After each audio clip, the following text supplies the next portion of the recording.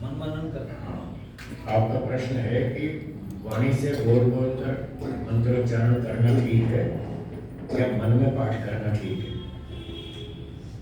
इसका उत्तर है कि जो नए योगाभ्यासी हैं उनको बोल बोल कर करना अच्छा है। नए का मतलब 1 साल 2 साल 3 साल तक जो शुरू करते हैं 2-3 साल तो बोल बोल के पाठ करना चाहिए। उससे ये लाभ होता है कि जब हम बोलते हैं तो ध्वनि उत्पन्न होती है, उस ध्वनि में हमारा मन टिक जाता है। तो नए लोगों को बोलकर करना अच्छा है, उनका मन थोड़ा थोड़ा टिकेगा। और मन में करेंगे तो फिर मन नहीं टिकेगा, उसमें ज़्यादा कठिनाई आएगी। 2-3 साल बोल बोल कर करके फिर जब कुछ अच्छा अभ्यास हो जाए बाद में फिर आप मन में भी पाठ कर सकते हैं। पुराने लोग मन में कर सकते हैं। और कोई प्रश्न हो तो बताइए। हाँ बोलिए।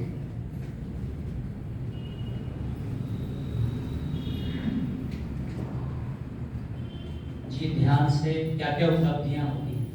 ध्यान से क्या क्या उपलब्धियां होती हैं? बहुत अच्छा प्रश्न है। इसका उत्तर है ध्यान करने से मन की एकाग्रता होती है, कंसंट्रेशन ऑफ माइंड। अगर बैठ गई बात पूरी कर लो फिर आप पूछिए, इनका उत्तर दे दो। तो मन की एकाग्रता होती है, शांति मिलती है। एकाग्र मन होने पर मेमोरी पावर बढ़ती है, स्मृति शक्ति बढ़ती है। और ईश्वर की स्तुति प्रार्थना करने से, ध्यान करने से ईश्वर का हम पर प्रभाव पड़ता है। ईश्वर आनंद स्वरूप है तो हमें भी शांति मिलती है, आनंद मिलता है। चिंता तनाव टेंशन दूर हो जाते हैं। वाणी पर संयम होता है, मन पर नियंत्रण होता है। काम क्रोध लोभ ईर्ष्या द्वेष अभिमान आदि दोष धीरे धीरे कम होते जाते हैं। धैर्य संयम सत्यवादिता ईमानदारी चरित्रता ये सारे अच्छे अच्छे गुण हमारे अंदर विकसित होते हैं। ईश्वर में रुचि बढ़ती है, संसार से थोड़ा थोड़ा वैराग्य बढ़ता है। ये सारे लाभ होते हैं। और समाधि की क्या उपलब्धि? समाधि की भी यही है। ध्यान में हम खोज कर रहे हैं, अब ईश्वर मिला नहीं, इसका नाम है ध्यान। तो ध्यान करते करते भी ये लाभ शुरू हो जाते हैं। फिर करते करते आगे जब समाधि तक पहुंचेंगे, समाधि में ईश्वर की अनुभूति शुरू हो जाएगी। उससे फिर ईश्वर से और अधिक लाभ होगा, ज्ञान मिलेगा।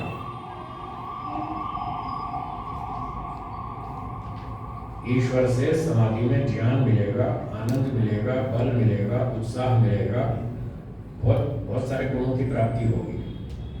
और उन गुणों से फिर हम और अधिक परोपकार करेंगे, समाज सेवा करेंगे, निष्काम कर्म करेंगे, ईश्वर की उपासना में और रुचि बढ़ेगी। धीरे धीरे हमारी अविद्या का नाश हो जाएगा और अंत में हमारा मोक्ष हो जाएगा। ये समाधि का फल। अनिमान लघिमान इत्यादि जो सिद्धियां हैं, क्या ये शरीर में होती है? ये महर्षि दयानंद जी ने लिखा है कि ये सिद्धियां मन में होती हैं, शरीर में नहीं। पूना प्रवचन में उन्होंने ये बात कही थी। और योग दर्शन में ते समाधो उपसर्गा व्युत्थाने सिद्धया, ये सूत्र है 3रे पाद में। इसमें कहा है कि ये सिद्धियां समाधि में बाधक है, इसलिए इन पर ज्यादा ध्यान नहीं देना चाहिए। अष्टांग योग करो, अपना आनंद सिद्धि, अपना मोक्ष में जाओ, जिसको करना करता है सिद्धि। ये हमारे कार्य में बाधक है, इनको छोड़ देना ही ठीक है। मनुष्य शरीर में जीवात्मा का स्थान कहाँ है? मुख्य स्थान हृदय है, बाकी वो स्थान बदलता रहता है। जागृत में कहीं और, स्वप्न में कहीं और, सुषुप्ति में कहीं और। सत्यार्थ प्रकाश के 8वें समन्वास में महर्षि दयानंद जी ने ये लिखा है, जीव के जागृत स्वप्न सुषुप्ति को भोगने के लिए स्थान विशेषों का निर्माण बिना परमेश्वर के कौन कर सकता है? तो महर्षि दयानंद जी के अनुसार वो अलग अलग स्थितियों में जीवात्मा अलग अलग स्थानों पर होता है। ऐसा ही बृहदारण्यक उपनिषद में और ऐतरेय उपनिषद में भी लिखा है, त्रय अवस्था, जीवात्मा के 3 निवास स्थान है। ये ऐतरेय उपनिषद का वचन है। बृहदारण्यक में लिखा है कि जीवात्मा शरीर में घूमता रहता है। जैसे राजा अपने सैनिक लेकर अपने इलाके में घूमता रहता है, ऐसे आत्मा अपने सैनिक मन इंद्रियों के साथ कनेक्शन बनाए रखता है और शरीर में घूमता रहता है। ऐसे बहुत से प्रमाण मिलते हैं। यदि शरीर कौमावस्था में, यदि शरीर कौमावस्था में चला जो रोग आदि में होता है, तो जीवात्मा का अवस्था स्थान बदलेगा? तब नहीं बदलेगा। जब बेहोश होगा ना फिर नहीं बदलेगा, होश में है तो फिर बदलेगा। धन्यवाद। और अगला प्रश्न वो पीछे। हाँ बोलिए, आप बोलिए। विवेक जी, हाँ बोलिए। स्वामी जी, दो प्रश्न हैं जो आपस में जुड़े हुए ही हैं। उसमें एक प्रश्न ये है कि हम मंत्र काहे क्यों पाठ करें जब ध्यान लगा रहे हैं, जैसे गायत्री मंत्र है या विश्वाणी देव है। कुछ लोग जो है राम राम कृष्ण कृष्ण या ईश्वर के सैकड़ों नाम महर्षि ने लिखे, उनका पाठ क्यों न करें। दूसरा उसमें जुड़ा ये है कि जब हम मंत्रों का जब जाप कर रहे हैं तो कुछ लोग माला का उपयोग करते हैं ताकि एक काउंटिंग, एक रिपीटेशन, लेकिन उसमें कहीं पाखंड भी दिखता है कि जैसे लिखा है माला फेरत जग पिता विदानमन का फेर। तो क्या माला का उपयोग करना चाहिए या नहीं करना चाहिए? तो आपका पहला प्रश्न है कि ईश्वर के बहुत सारे नाम हैं, कोई ओम बोलता है, कोई राम बोलता है, कोई कृष्ण बोलता है, कोई शिव जी बोलता है, ऐसे। तो राम और कृष्ण जो थे, दशरथ जी के पुत्र राम और वसुदेव जी के पुत्र श्री कृष्ण, ये ईश्वर नहीं थे, न ईश्वर का अवतार थे। तो ये लोगों को भ्रांति है, जो राम का नाम जपते हैं, राम राम राम राम राम राम 72, राम राम राम राम राम राम 73, ये ठीक नहीं। ये कोई ईश्वर नहीं है, उनके नाम रखने से कोई लाभ नहीं है, वो ईश्वर भक्ति नहीं है।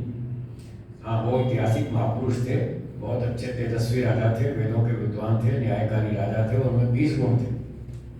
आप दिन में उनका इतिहास पढ़ें, उनके गुणों पर चिंतन करें, उनके गुणों को धारण करें, बहुत अच्छी बात है। पर वो ईश्वर मान के पूजा उपासना करेंगे तो गलत। ईश्वर तो एक ही है, वो है ओम, उसका मुख्य नाम ओम है, और ब्रह्मा विष्णु महेश भी उसके नाम है। फिर भी वो है निराकार, साकार नहीं है।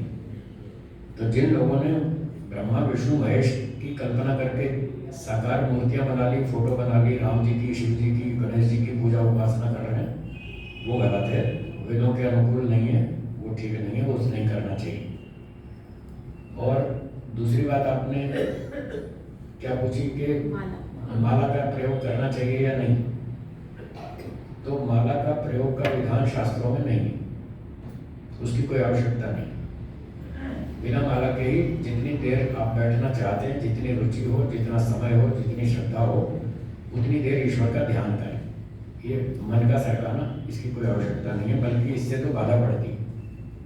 ईश्वर का ध्यान करने में, मन का सरकाने में एक काम और बढ़ जाता है कि मन का सरकाओ, फिर एक मंत्र बोलो, फिर मन का सरकाओ, तो ये सरकाने वाला काम एक और बढ़ जाता है, तो उससे ध्यान में कमी आती है।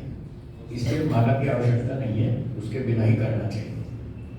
ठीक, हाँ जी बोलिए जी। कल आपने जैसे बताया था परोपकार में भी अपनी आत्मा का स्वार्थ, माइक लेंगे। कल क्या बताया था मैंने? कोई भी परोपकार कार्य में आत्मा का थोड़ा सा कुछ न कुछ स्वार्थ रहता है। माइक ऑन नहीं है, स्विच ऑन करें। परोपकार में भी आत्मा का स्वार्थ रहता है। हाँ ठीक है। हाँ, निष्काम कार्य में फिर कैसे होगा? निष्काम कैसे होगा? बहुत अच्छा प्रश्न है आपका। कि कल मैंने बताया था जीवात्मा स्वभाव से स्वार्थी है, स्वार्थ उसका कभी छूटता नहीं, हर जगह स्वार्थ तो रहता ही है। तो अब इस पर शंका ये है कि जब वो स्वार्थ हमेशा रहता ही है तो निष्काम कर्म कैसे करेगा, ये शंका है। इसका उत्तर ये है कि निष्काम शब्द का अर्थ लोग गलत समझते हैं। लोग निष्काम का अर्थ ये समझते हैं ऐसा कर्म करना जिसके पीछे कोई भी कामना ना हो, कोई भी अपने लाभ की, अपने स्वार्थ की कोई भी इच्छा ना हो, कोई भी कामना ना हो, वो है निष्काम। ऐसा लोग मानते हैं, ये गलत है। ऐसा कोई कर्म जीवात्मा कर ही नहीं सकता, असंभव है, जिसमें उसका कोई स्वार्थ ना हो, कोई कामना ना हो, कोई इच्छा ना हो। बिना इच्छा के वो काम कर ही नहीं सकता, असंभव है। केवल ईश्वर ऐसा पदार्थ है जो फल की कामना नहीं करता। क्यों नहीं करता? उसको चाहिए कोई आवश्यकता ही नहीं, वो पहले से ही तृप्त है, सर्वगुण संपन्न है, सर्वशक्तिमान है, आनंद स्वरूप है, अपने आनंद में पूरी तरह से तृप्त है। उसको कोई इच्छा नहीं, कोई आनंद की प्राप्ति की कोई इच्छा नहीं। इसलिए ईश्वर बिना फल की कामना के कर्म करता है। पर जीवात्मा तो हमेशा कर्म करने से पहले ये सोचता है मुझे फल क्या मिलेगा। अगर फल समझ में आएगा तो वो कर्म करेगा, फल अच्छा नहीं समझ में आया तो नहीं करेगा। वो कर्म बाद में करता है, पहले फल की सोचता है कि मुझे फल क्या मिलेगा। कोई भी आदमी कहीं कंपनी में नौकरी करेगा तो सबसे पहले पूछेगा सैलरी क्या दो। अगर सैलरी समझ में आएगी तो काम करूँगा, नहीं आएगी तो नहीं करूँगा। तो निष्काम का अर्थ यह नहीं कि जिसके पीछे कोई भी कामना ना हो। निष्काम का अर्थ है जिस कर्म के पीछे सांसारिक सुख की कामना ना हो। फिर सुनिए, निष्काम का अर्थ है कामना रहित। कामना रहित का मतलब सांसारिक सुख की कामना से रहित, ये है निष्काम। और जब सांसारिक सुख की कामना सहित है तो वो सकाम। हाँ जी, दोनों समझ में आए। जब व्यक्ति सांसारिक सुख की कामना फल के रूप में सांसारिक सुख की कामना करता है, मुझे धन मिलना चाहिए, सम्मान मिलना चाहिए, इतना ऊंचा पद मिलना चाहिए, इतना मेरा अखबार में नाम छपना चाहिए, मेरा टीवी में फोटो आना चाहिए, ऐसे ऐसे जो वो सांसारिक सुख की कामना करता है, इस भावना से जब वो कर्म करता है उसका नाम है सकाम कर्म। और जब ये सारी कामनाएं छोड़ देता है, धन नहीं चाहिए, सम्मान नहीं चाहिए, पद प्रतिष्ठा नहीं चाहिए, कुछ नहीं चाहिए, फिर क्या चाहिए? मोक्ष चाहिए। जब मोक्ष की कामना से कर्म करता है और सांसारिक सुख की कामनाएं छोड़ देता है, इस प्रकार से किया गया कर्म निष्काम कर्म। ये दोनों परिभाषाएं ऋग्वेद आदि भाष्य भूमिका में महर्षि दयानंद सरस्वती जी ने लिखी है, उनके प्रमाण से बोल रहा हूँ जी। और बोलिए। ये जो परोपकार करते हैं महापुरुष, उनकी तो कोई कामना नहीं होती। होती है, उनकी कामना होती है। अच्छा। मोक्ष की कामना होती है, मेरी भी।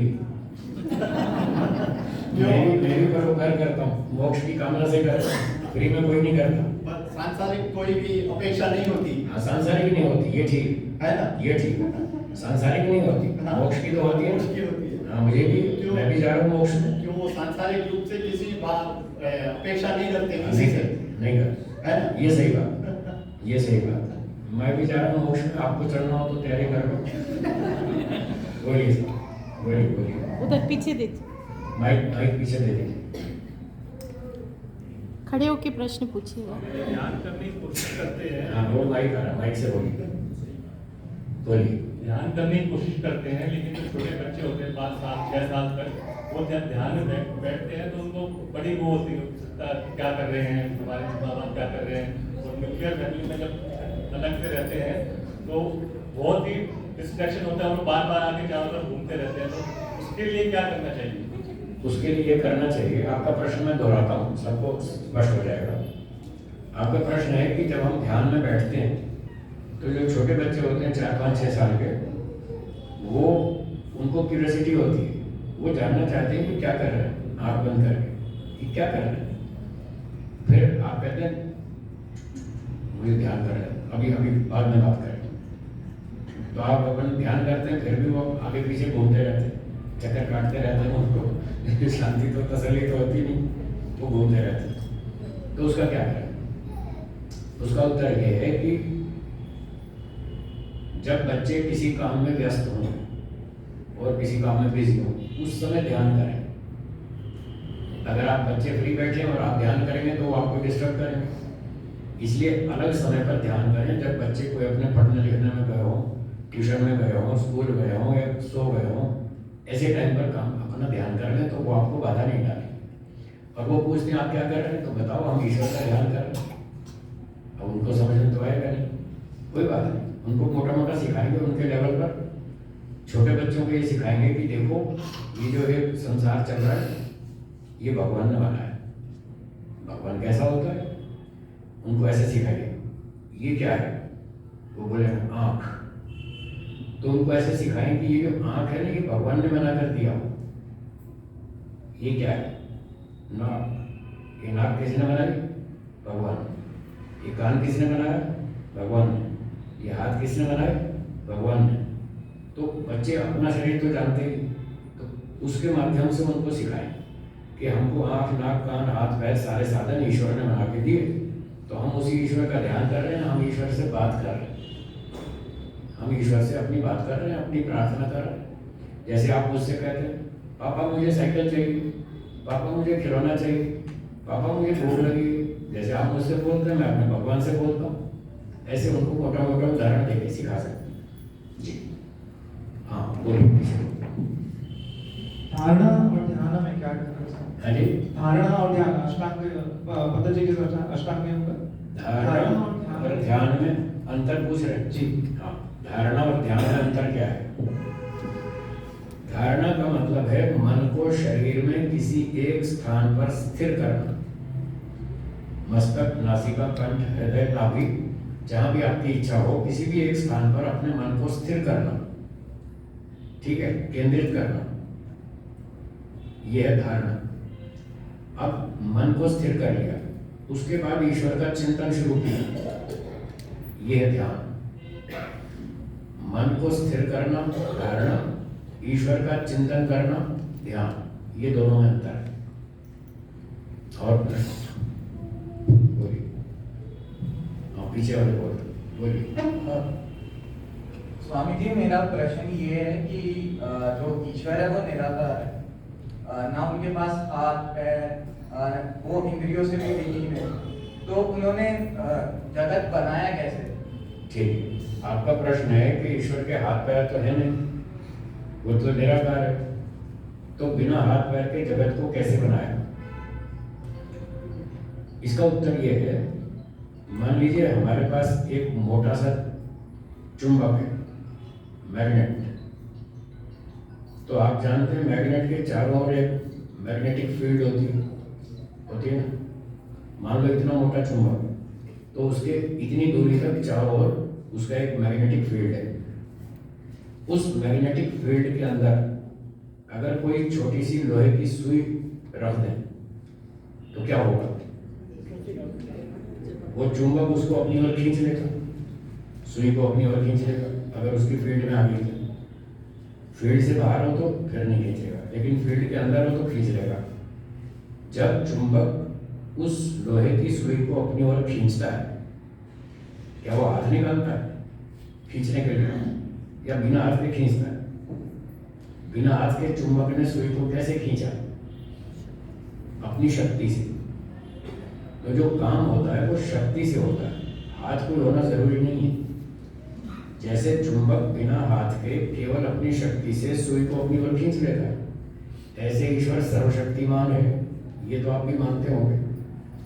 तो ईश्वर अपनी शक्ति से सूर्य को बनाता है, पृथ्वी को बनाता है, पूरे जगत को बनाता है, उसको हाथ की जरूरत नहीं है। जैसे चुंबक को हाथ की जरूरत नहीं है, ईश्वर को भी नहीं है।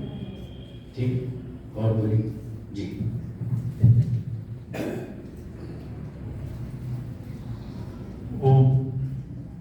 खड़े होके पूछिए। सभी स्वामी जी प्रणाम। जी नमस्ते। मेरा निवेदन ये है, प्रश्न है कि जैसे हम ओम आनंद, तो आनंद का हमने शब्द उच्चारण किया, फिर उसकी अर्थभावना है, लेकिन करते करते जब हम साधना में ऊपर पहुंचेंगे तो शब्द छूट जाएगा और आनंद में ही मग्न होंगे, अनुभूति होगी। तो इसमें मतलब हम आनंद वो सब तो छूट गया, जबकि अर्थ भावना बनानी चाहिए। तो ये छूटना जो है हमारे लिए कैसा है? आपका प्रश्न है कि जब ध्यान करते करते ऊंची स्थिति में जाएंगे तो हम ओम आनंद मंत्र तो छोड़ देंगे जी, और हमारी स्थिति अच्छी बन जाएगी, ईश्वर से आनंद भी मिलने लगेगा। तो ऐसी स्थिति में मंत्र शब्द को छोड़ देना ठीक है या नहीं? यही है ना प्रश्न? तो इसका उत्तर है, जिसकी ऐसी स्थिति बन जाए, ऊंची स्थिति हो गई, अब शब्दों की उसको आवश्यकता नहीं पड़ रही, शब्द छोड़ दिए और उसकी स्थिति बड़ी अच्छी बनी हुई है, शांत है, ईश्वर से आनंद मिल रहा है, शांति मिल रही है, तो ऐसा करना ठीक है। शब्द का उच्चारण कर भी सकते हैं, ना चाहे तो ना भी करें, दोनों बातें ठीक। जिसकी जैसी योग्यता हो, जैसी स्थिति हो, वो वैसा करे, दोनों उचित। ठीक, और कोई? नमस्ते। ध्यान से क्लिष्ट वृत्तियाँ कैसे कम होते हैं? ध्यान से क्लिष्ट वृत्तियाँ। क्लिष्ट वृत्तियाँ? अच्छा, आपका प्रश्न है ध्यान से क्लिष्ट वृत्तियाँ कम कैसे होती हैं? तो क्लिष्ट वृत्तियां जो हैं वो राग द्वेष वाली, उन्हीं का नाम है ना क्लिष्ट। राग द्वेष क्लेश कहलाते हैं। जो वृत्तियां क्लेशों से उत्पन्न होती हैं अथवा क्लेशों को उत्पन्न करती हैं उनका नाम है क्लिष्ट वृत्ति। तो क्लेश है राग द्वेष। तो जो संसार में राग द्वेष में फंसाने वाली वृत्तियां हैं, फंसाने वाले विचार हैं, उनका नाम है क्लिष्ट वृत्ति। जब हम ध्यान करते हैं तो हम संसार की बातों का चिंतन बंद कर देते हैं। जब उसका चिंतन बंद कर देते हैं तो राग द्वेष ठंडा पड़ जाता है और ईश्वर का चिंतन शुरू करते हैं तो उसका प्रभाव बढ़ता है। जिस वस्तु का आप चिंतन करेंगे, विचार करेंगे, उसका प्रभाव आपके ऊपर पड़ेगा। आप हलवा, खीर, पूरी, लड्डू, मिठाई, इन चीजों का चिंतन करें तो आपके मन पे क्या प्रभाव पड़ेगा। और आप अंडे, मांस, शराब, सुल्फा, गांजा, पान, तंबाकू, इन चीजों का चिंतन करें तो कुछ फर्क पड़ेगा या नहीं? प्रभाव में पड़ेगा ना। तो जिस चीज का चिंतन करेंगे उसका प्रभाव बढ़ता है। जब ईश्वर का चिंतन करेंगे तो उसका प्रभाव पड़ेगा और ये राग द्वेष ठंडा हो जाएगा, कम हो जाएगा, शांत हो जाएगा। जब ये राग द्वेष कम हो जाएगा तो वो वृत्ति भी ठंडी पड़ जाएगी, वो दुख नहीं देगी, दब जाएगी। ऐसे प्रभाव पड़ता है ध्यान करने का। आप दिन भर भी चलते फिरते संसार की बातें सोचते रहिए, आपके मन में चिंता, तनाव, राग, द्वेष ये चलता रहेगा। और 2 मिनट भी बंद कर दें, संसार की बात 2 मिनट के लिए बंद, 2 मिनट के लिए ईश्वर का चिंतन करें। उस 2 मिनट में आप देखेंगे अब शांति आ गई। जितनी देर ईश्वर का चिंतन करेंगे उतनी देर आपका मन शांत रहेगा। जितनी देर संसार का चिंतन करेंगे उतनी देर अशांत रहेगा। दोनों रास्ते आपके सामने, जो करना होगा। और कोई प्रश्न? नमस्ते स्वामी जी नमस्ते। मेरा प्रश्न ये है कि कभी कभी हम रात को सोए हुए होते हैं और कुछ ऐसा फोन आता है जैसे, तो उससे बात करके बाद में हमारा मन विचलित हो जा रहा है और नींद नहीं आती है। तो उस टाइम हम ध्यान रात को कर सकते हैं या नहीं कर सकते, या सो के ध्यान करें कि बैठ के ध्यान करें? रात को कोई फोन आ गया, उससे मन विचलित हो गया, अशांति हो गई, तो मन को शांत करने के लिए आप रात को ध्यान कर सकते हैं। उस समय भी कर सकते हैं, 1 बजाओ, 2 बजाओ, 3 बजाओ, कोई भी बजाओ। ईश्वर का ऑफिस 24 घंटे चालू रहता है, वहाँ छुट्टी नहीं होती, लॉक नहीं होता है, ताला नहीं लगता है। 24 घंटे कभी भी ध्यान करो, पूरी छूट। और उस समय ध्यान करना अच्छी बात है। उस समय ईश्वर का ध्यान करेंगे तो जो अशांति पैदा हुई वो ठंडी हो जाएगी और मन शांत हो जाएगा, आपको नींद आ जाएगी। थोड़ी देर तो बैठ के कर लें, 5-7 मिनट। रात को जब अशांति हो जाए तो 5-10 मिनट तो बैठ के कर लें, उसके बाद फिर लेट जाए। फिर लेटे लेटे ध्यान करते हैं, लेटे लेटे गायत्री मंत्र बोलते रहें, थोड़ी देर में आपको नींद आ जाएगी। तो कर सकते हैं जी। और बोलिए प्रश्न। मेरा क्वेश्चन ये है कि लोग बोलते हैं कि कुछ भी अगर चाहिए तो सरेंडर कर दो हायर पावर को, जो भी वो हायर पावर है। सो सरेंडर करने का मतलब क्या होता है? इस तक हम लोग मामला ही पूरी तरह बंद कर दे या फिर एक बार बोल के ट्रस्ट करें या छोड़ दें? How is that work? आपका प्रश्न ये है कि जब कोई प्रॉब्लम आती है, चिंता होती है, तनाव होता है, टेंशन होती है, तो लोग कहते हैं कि भगवान को सरेंडर कर दो। हाँ। है ना? तो आप ये पूछ रहे हैं सरेंडर करने का मतलब क्या? हाँ जी। इसका उत्तर ये है कि सरेंडर करने का अर्थ आलसी होना नहीं है। वो लोग जिस सेंस में कहते हैं आपको कि भगवान को सरेंडर कर दो, छोड़ दो, जो होगा देखी जाएगी, वो भगवान कर लेगा जो करना हो, ये झूठ है। ये सरेंडर ठीक नहीं है। जिस तरह से वो सरेंडर करना बता रहे हैं उसका मतलब है आलसी होकर चुपचाप बैठ जाओ। God helps those who help themselves. जो खुद अपनी रक्षा सहायता करते हैं, भगवान उनकी मदद करता है। वो तो आलसी बना रहे हैं, तो भगवान ऐसे आपकी मदद नहीं करेगा। तो कैसे सरेंडर करना? जो समस्या है उस पर सोचिए, इसका क्या समाधान हो सकता है, पूरा दिमाग लगाइए। 4 बुद्धिमानों से सलाह लीजिए कि मेरी ये समस्या है, मैं क्या करूँ। जो आपके हितैषी हैं, आपसे सीनियर हैं, आपके माता पिता हैं, बड़े बुजुर्ग हैं, विद्वान हैं, उस फील्ड में एक्सपर्ट हैं, उन लोगों से मदद लीजिए, उनसे सहायता लीजिए। वो फिर जैसा कहें उनको फॉलो करिए, तो भगवान आपकी सहायता करेगा। इतनी मेहनत आपको करनी है, ये है सरेंडर करने का मतलब। चुपचाप बैठ के भगवान के ऊपर छोड़ के तो एक आलसी वाली बात है, तो भगवान आपकी कोई मदद नहीं करेगा। हाँ, ठीक है। स्वामी जी, आजकल ये हर जगह मेडिटेशन बहुत पॉपुलर हो गया है और बुद्धिज्म में भी बहुत लोग सिर्फ मेडिटेशन के चक्कर में वहाँ पहुँच जाते हैं और अपने यहाँ भी ध्यान की और ये आपने भी कराया जी जी ये व्यवस्था है जी। तो जो युवा पीढ़ी है वो बहुत आकृष्ट हो रही है दूसरे मंत्रों में। अपना क्या फर्क है या कैसे उनको समझाएं कि ये चीज आपको अच्छी तो लगती है क्योंकि जरूर शांति मिलती होगी उनको, लेकिन क्या कारण है कुछ समझ में नहीं आता कि उनको किस तरह से वो अपनी बात बता पाए। बहुत अच्छा। आपका प्रश्न ये है कि आजकल युवा पीढ़ी ध्यान की ओर बहुत आकर्षित हो रही है। अलग अलग संप्रदाय वाले अपने अपने ढंग से ध्यान सिखा रहे हैं और सारा यूथ वहाँ जा रहा है और हम भी ध्यान की बात करते हैं, हमारे यहाँ लोग नहीं आते, उनके यहाँ पहुँच जाते हैं। तो उनको हम कैसे अपनी ओर लाएं, यूथ को, यही है ना आपका प्रश्न। तो इसका उत्तर ये है कि सुनार की दुकान पे भीड़ ज्यादा होती है या सब्जी की दुकान पे?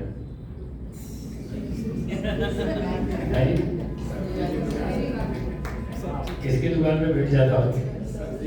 तो वहाँ सस्ता माल है इसलिए सब भीड़ ज्यादा होती है। सुनार की दुकान पे सारे दिन में 4 ग्राहक मुश्किल से आते हैं।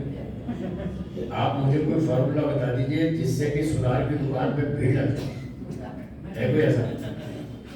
हाँ, एक फॉर्मूला है कि आप वहाँ पर बाहर देखेंगे 24 कैरेट गोल्ड मिलता है और बेचेंगे इमिटेशन ज्वेलरी, तब तो भीड़ लग सकती है। इमिटेशन ज्वेलरी पे तो खूब लग लगती है, सस्ता होता है ना, तो हम वो ढोंग तो कर नहीं सकते, झूठ तो हम बोल नहीं सकते, इसलिए हमारे यहाँ तो 24 कैरेट गोल्ड मिलता है। यहाँ संख्या कम ही रहेगी, ठीक है। फिर भी कोशिश करना हमारा काम है, बताएंगे लोगों को, बताएंगे जवानों को, समझाएंगे भाई वो जो है वो ध्यानवान कुछ नहीं है, वो तो ऐसे बेवकूफ बना रहे हैं, आपको मूर्ख बना रहे हैं। बस वो सांस लेना, छोड़ना, रोकना, इधर यात्रा करना, कुछ भी छोटी मोटी बात सिखा देते हैं, वो कोई ध्यान नहीं है। ये लोगों को समझाना पड़ेगा। अब जब लोगों को पहचान ही नहीं है असली गोल्ड की, तो वो तो कुछ भी खरीद लाएंगे, सोने के नाम पर नकली सोना खरीद लेंगे, क्योंकि उनको पहचान नहीं है। अब उसका तो कोई इलाज नहीं है, सिर्फ इतना इलाज है कि उनको असली सोने की पहचान कराई जाए। तो हम कराएंगे, मैं कराता ही हूँ, आप भी कराइए, आप लोग भी कराइए कि असली ध्यान क्या होता है, असली ईश्वर ऐसा होता है कि जिसकी समझ में आएगा वो लाभ ले लेगा, नहीं आएगा तो नहीं, क्या कर सकते। ठीक है जी, बोलिए।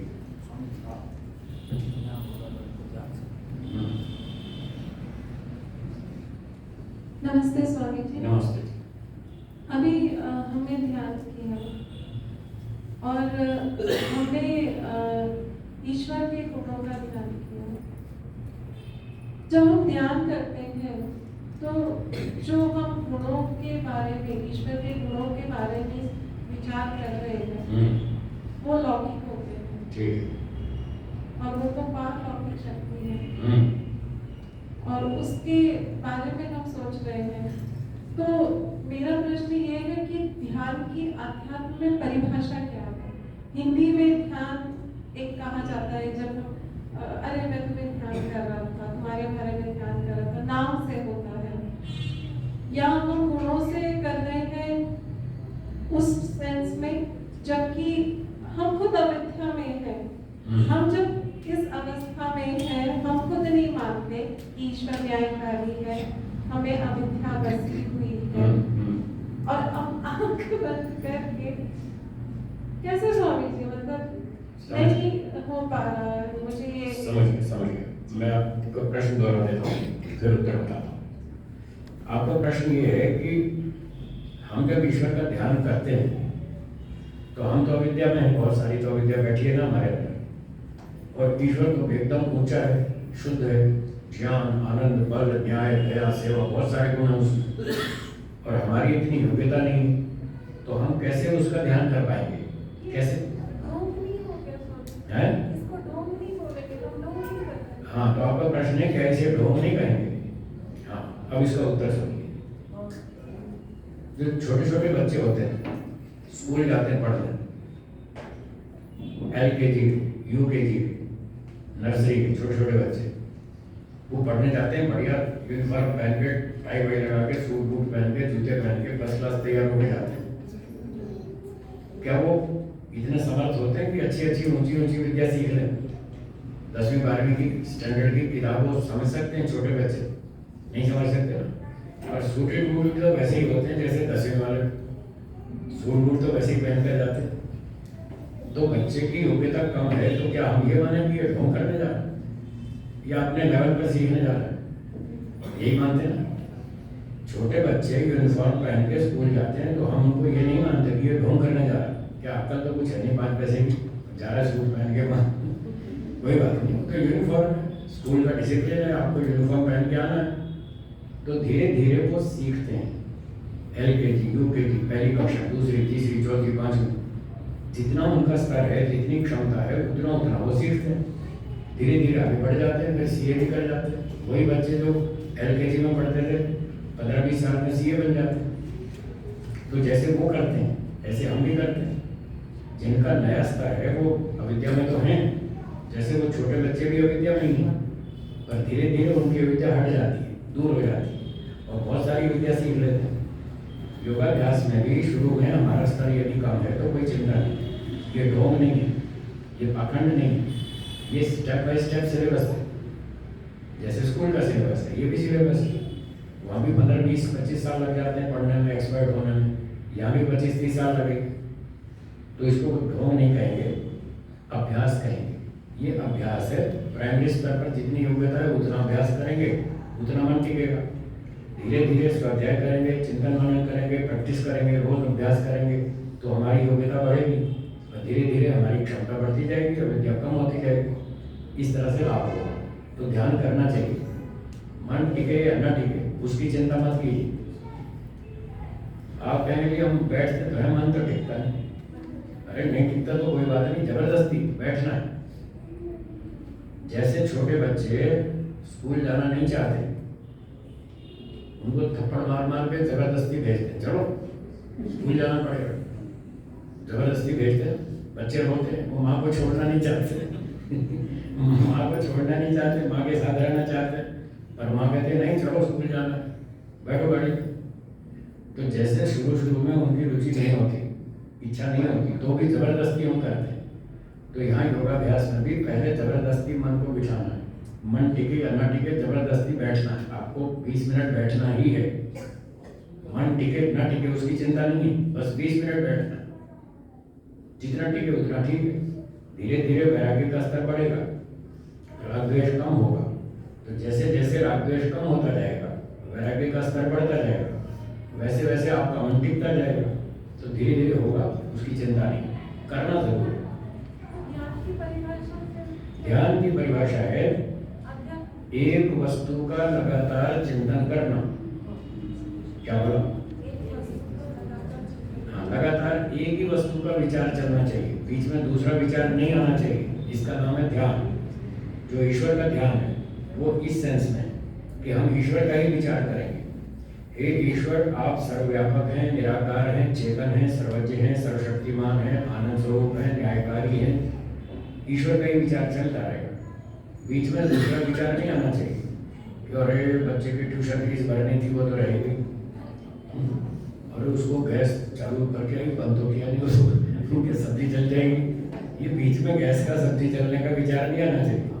बच्चे की स्कूल फीस भरने का विचार नहीं आना चाहिए, इसको दिन में कर लें। ध्यान के समय बस ईश्वर का ही चिंतन लगातार बना रहे, इसका नाम है ध्यान। और क्योंकि अभी इतना अभ्यास नहीं है, वैराग्य नहीं है, बीच बीच में विचार उठते रहेंगे। तो पहले तो बताया था कि ये विचार अपने आप नहीं उठते, हम उठाते। तो संकल्प करें हम सांसारिक विचार नहीं उठाएंगे, इस समय केवल ईश्वर का ही विचार उठाएंगे। ध्यान के समय बैठते ही सबसे पहले ये संकल्प करें, इससे आपको लाभ होगा। तो थोड़ा थोड़ा विचार कमजोर हो जाएगा, बीच में दूसरा विचार नहीं आएगा, और फिर भी आएगा तो उसको रोकिए, फिर हटाइए उसको। ध्यान टूट गया विचार घुस गया बीच में दूसरा, उसको हटा दीजिए, फिर शुरू कीजिए। ओम भूर्भुवः स्वः तत्सवितुर्वरेण्यं। बस यहीं तक पहुंचे थे, हैदराबाद का चिड़ियाघर याद आ गया। आ जाता है क्यों नहीं आता है ना? कभी बॉम्बे चौपाटी याद आती है, कभी हैदराबाद का चिड़ियाघर याद आता है, कभी दिल्ली का लाल किला याद आता है। आ गया, कोई बात नहीं, उसको हटा दीजिए, फिर शुरू कीजिए। ओम भूर्भुवः स्वः। ऐसे बार बार चलते रहिए, विचार आ जाए उसको हटाइए, फिर शुरू कीजिए। इस तरह से करना है। एक मोटा उदाहरण दिया मैंने किसी को कि ये वृत्तियां बहुत आती हैं, कैसे हटाएं? मैंने कहा जैसे मक्खी आकर गाल पे बैठ जाती है तो आप क्या करते हैं? ऐसे उड़ाते हैं, जैसे मक्खी उड़ाते रहते हैं, मक्खी फिर आके बैठ गई। और मक्खी का क्या हिसाब किताब है? वो जहाँ गाल पे बैठती है वो दोबारा वहीं आके बैठती है।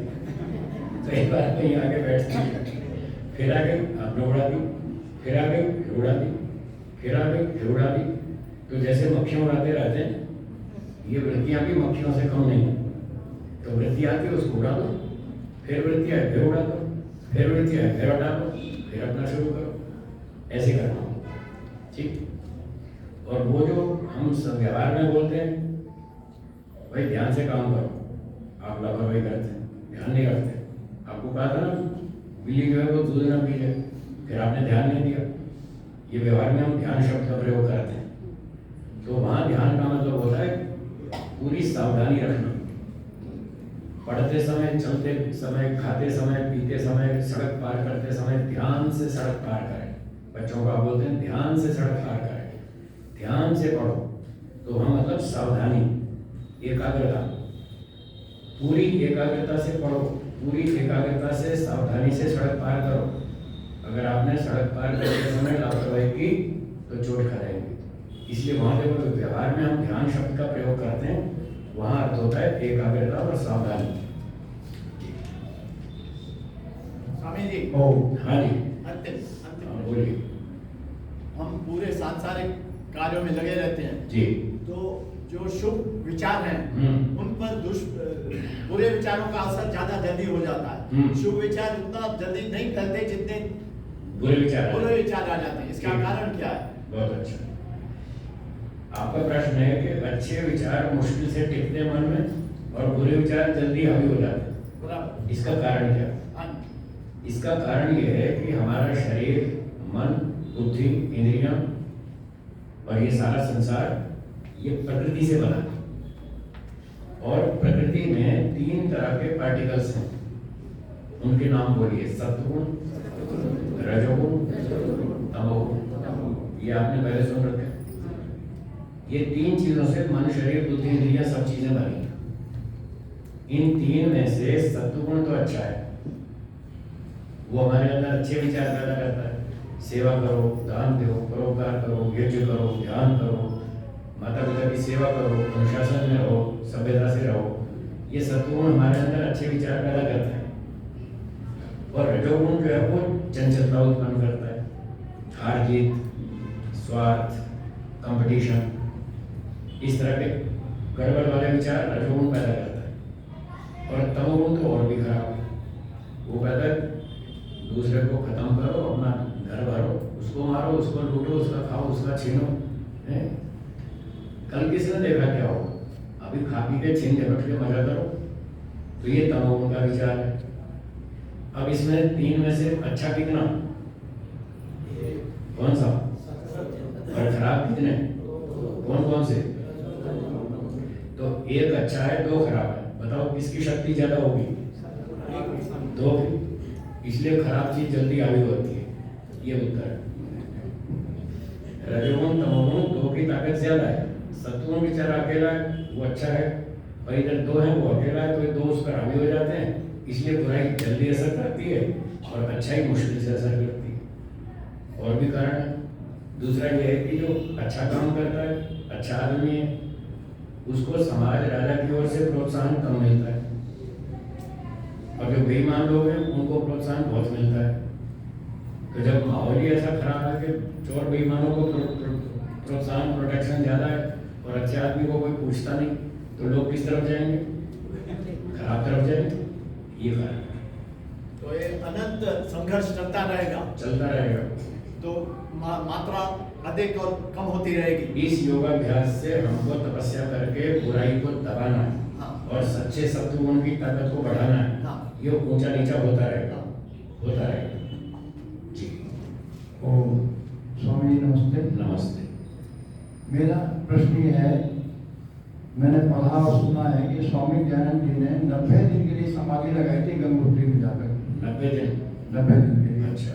तो ये जब समाधि लगाते हैं तो उसमें जीवात्मा की क्या स्थिति होती है, शरीर की व्यवस्था कैसे चलती है? अगर 90 दिन तक समाधि में चले जाएगा तो शरीर की व्यवस्था कैसी होगी? और दूसरा प्रश्न ये है कि क्या परकाया प्रवेश होती है, संभव है ये?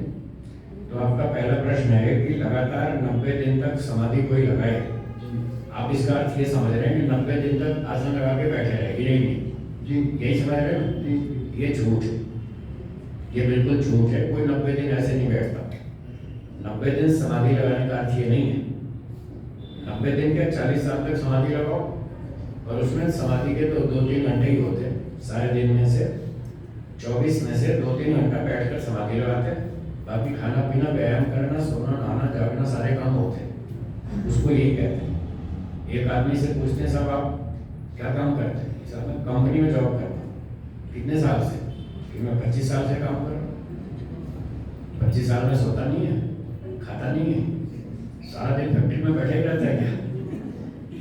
25 साल से काम कर रहा हूँ, यही बोला जाता है। और उसका अर्थ ये नहीं होता कि वो मशीन में बैठे रहता है 24 घंटे। उसमें खाना पीना, जो जागना, सोना सारे काम होते हैं। बस कंटिन्यूटी बताइए कि मैं लगातार 25 साल से इस कंपनी में जॉब कर रहा हूँ, मतलब इतना ही केवल। ऐसे ही 90 दिन से ध्यान करते हैं, समाधि लगाते हैं, उसका अर्थ है कि 90 दिन लगातार एकांत में जाकर उन्होंने अभ्यास किया, यात्राएं बंद कर दी, एक ही जगह टिक कर जमकर अभ्यास किया, बाकी खाना पीना, सोना, जागना वो सब चलता रहता है। दूसरा प्रश्न आपका परकाया प्रवेश होता है या नहीं? इसका उत्तर है परकाया प्रवेश नहीं होता, ये झूठ है। आत्मा अगर एक बार शरीर से निकल गया बाहर तो फिर वापस नहीं आ सकता। वापस आने का उसको रास्ता नहीं मालूम, इतनी उसकी क्षमता नहीं, इतनी योग्यता नहीं है। एक बार गया तो गया, बस फिर तो डेड हो जाएगा, वापस जीवित नहीं हो सकता। इसलिए ये बात झूठ है। एक सूचना है, ये जो हम योगाभ्यास की बात कर रहे हैं तो हम अपने वहाँ गुजरात में शिविर लगाते रहते हैं और नगरों में भी लगाते रहते हैं। तो अभी हमारा फरवरी में एक शिविर आने वाला है, 4 फरवरी से और 9 फरवरी तक। आज कितनी तारीख? 15 बस 20 एक दिन बाद 4 फरवरी से 9 फरवरी तक गुजरात में एक उच्च स्तरीय क्रियात्मक योग प्रशिक्षण शिविर है, जो पहले से भूमिका है जिनकी, अच्छा स्वाध्याय है, चिंतन मनन है। पहले हमारे यहाँ 2-3 शिविर कर चुके हैं जो लोग। तो ऊंची योग्यता वाले जिला गांधीनगर गुजरात में एक स्थान है, गांधीनगर के पास महुडी हाईवे, वहाँ पर एक रिसोर्ट फार्म है, बंसरी ग्रीन रिसोर्ट। एक ऊंची अच्छी साफ सुथरी जगह है, रिसोर्ट फार्म जैसे आप लोग जाते रहते हैं उसमें। तो वहाँ एक शिविर का आयोजन है 4 से 9 फरवरी। जिनको इसमें रुचि हो, जो भाग लेना चाहते हैं, वो अपने पंडित जी से, अपने डॉक्टर अरुण देव जी से संपर्क कर लीजिएगा, वो आपको सारी डिटेल बता देंगे। धन्यवाद। और कोई प्रश्न है? आखिरी सवाल। अलग से आप बात कर लीजिएगा और कार्यक्रम भी है। बस लास्ट क्वेश्चन है, इसके बाद कोई प्रश्न किसी को है तो बाद में स्वामी जी से बात कर लीजिए। नॉर्थ इंडिया में हमारे समाज के काफी सारे गुरुकुल हैं, देहरादून में है। आपकी आवाज़ कम आ रही है, थोड़ा सा या तो आगे आ जाइए, आप आगे आ जाइए, थोड़ा सा आगे आ जाइए, थोड़ा सा आगे। मेरा सवाल ये है कि नॉर्थ इंडिया में हमारे समाज के काफी सारे गुरुकुल हैं, देहरादून में है, जैसे हरियाणा में है, गुजरात में है। तो उसको एक्सपेंड करने के लिए इधर साउथ इंडिया में मैंने गुरुकुल का कॉन्सेप्ट बहुत कम देखा है। तो यहाँ पे जैसे समाज है, लेकिन गुरुकुल जैसे बचपन से शिक्षा दी जाती है बड़े तक, वो उस टाइप का नहीं है।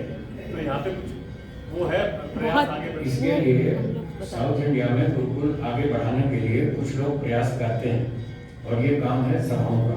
प्रतिनिधि सभाएं, कर्नाटक प्रतिनिधि सभा, आंध्र प्रदेश प्रतिनिधि सभा, केरल की सभा जो भी है ना, प्रांतीय प्रतिनिधि सभाएं, ये उनका काम है, उनसे जाके संपर्क कीजिए। साउथ में बहुत सारे गुरुकुल हैं, तो हम अवश्य आप दीजिए, हमसे सूचना हम देंगे। तो एक आखिरी सवाल मैं भी पूछ लूं? आप मुझसे बहुत पूछे, एक आध मैं भी पूछ लूं। इन 3 दिन के सत्रों में आपको कुछ बातें समझ में आई, अच्छी लगी, कुछ मेहनत करेंगे, कुछ अच्छे काम बढ़ाएंगे, ईश्वर का ध्यान करेंगे और कुछ काम, क्रोध, लोभ, अभिमान आदि को छोड़ेंगे। रिकॉर्डिंग हो रही है। जो छोड़ेंगे वो हाथ ऊंचा करेंगे, जो दोषों को छोड़ेंगे गुणों को धारण करेंगे। बहुत बहुत धन्यवाद, मेरा काम पूरा हो गया। सबको धन्यवाद, नमस्ते।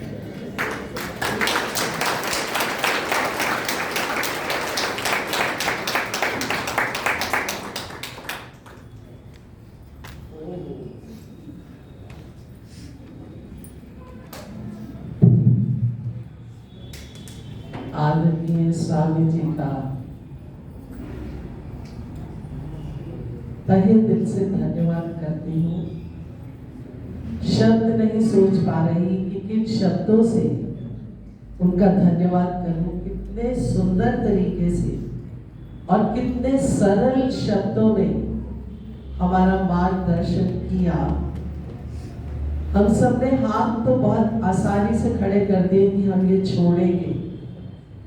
उसके लिए मैं परमात्मा से सबकी ओर से प्रार्थना करूंगी कि परमात्मा हमें ये बल दे, हमें ये सामर्थ्य दे, क्योंकि हम सब अल्प शक्ति, अल्प ज्ञान और अल्प सामर्थ्य, जैसा कि सब लोग जानते हैं, आत्मा अल्प ज्ञान अल्प सामर्थ्य। तो इसका बिना परमात्मा की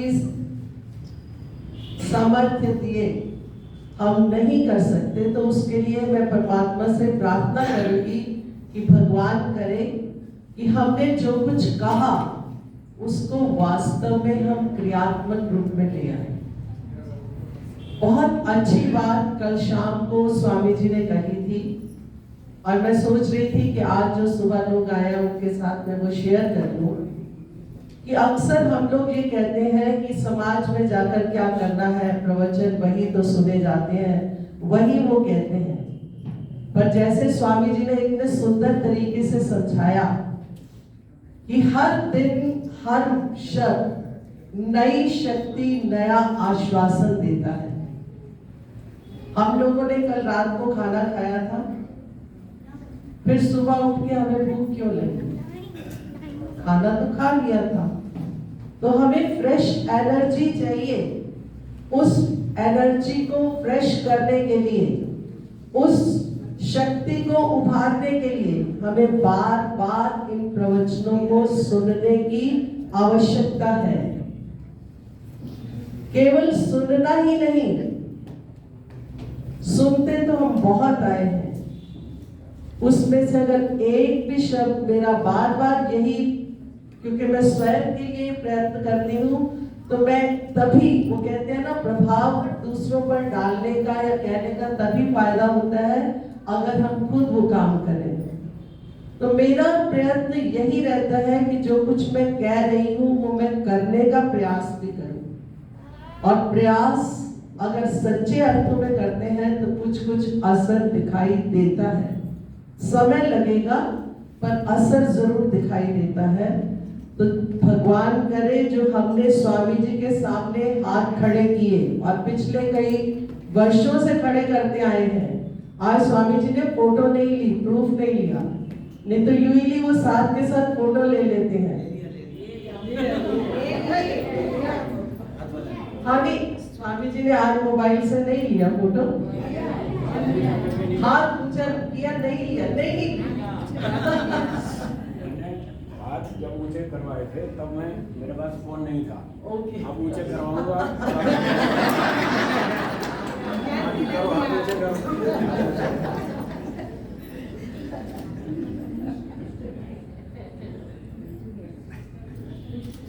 धन्यवाद। उसमें ये देखिए कि एक पक्का सबूत हो जाता है। कल को अगर कुछ हम गलत काम करते हैं तो हमें थोड़ा सा हमारी अंतरात्मा से ये आवाज आएगी कि हमने वहां तो हाथ खड़ा किया था और आज हम ये काम कर रहे हैं।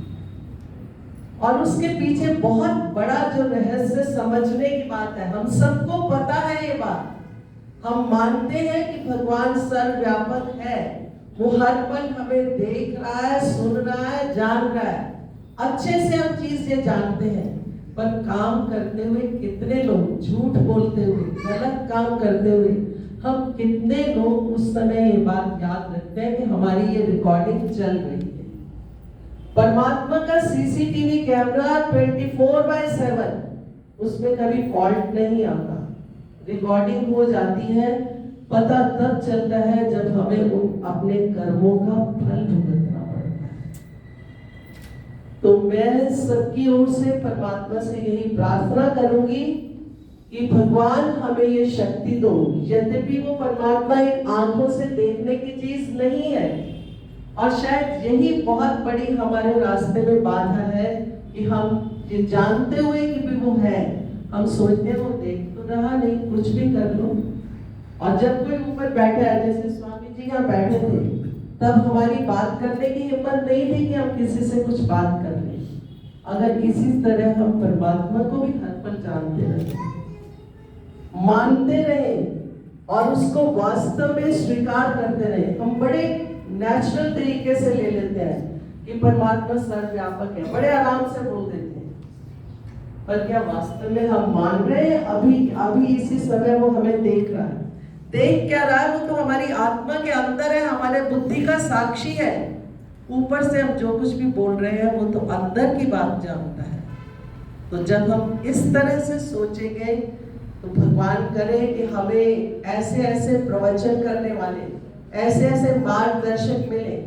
और बहुत हृदय से प्रार्थना करती हूँ कि भगवान इनको दीर्घ आयु दे, स्वस्थ जीवन दे, ताकि ये हम सब का मार्गदर्शन करते हुए अपने मोक्ष के मार्ग पर आगे आगे बढ़े और हम इनके मार्ग पर पीछे चलने का, अनुसरण करने का हमें अवसर मिले।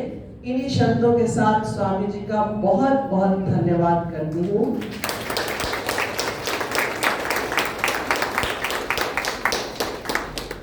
जैसा कि मैंने कल बताया था कि हमारी एक जूनियर